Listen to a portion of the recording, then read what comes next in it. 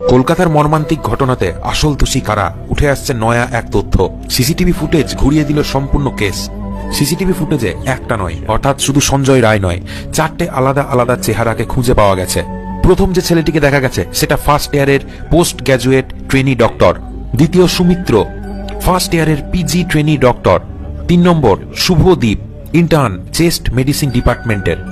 4 নম্বর গোলাম, হসপিটালের একজন স্টাফ। বন্ধু, এই ভিডিওতে বলা তথ্যগুলো এখন অব্দি কোনো ভিডিওতে আপনারা পাননি, তাই শেষ অব্দি দেখুন এবং শেয়ার করে লক্ষ মানুষের কাছে ছড়িয়ে দিন। বিরাট আপডেট, আরও কিছু ব্যক্তিকে সিসিটিভি ক্যামেরাতে দেখা গেছে।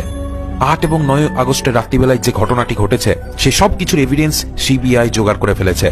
সিবিআই বলছে সেই দিন রাত্রিবেলায় 12টার সময়কার একটা ফুটেজ পাওয়া গেছে, যে ফুটেজে আমাদের তিলোত্তমা ছিল।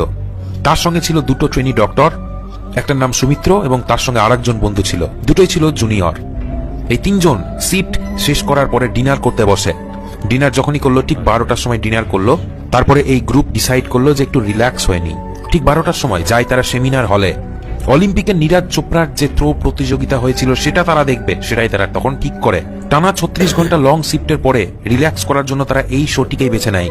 সুমিত্র, রাখো এবং আমাদের তিলোত্তমা 3 জন মিলে অলিম্পিকের সেই শো দেখতে শুরু করে নীরাজ চোপড়ার। তারপর ঠিক রাত্রি 2টো নাগাদ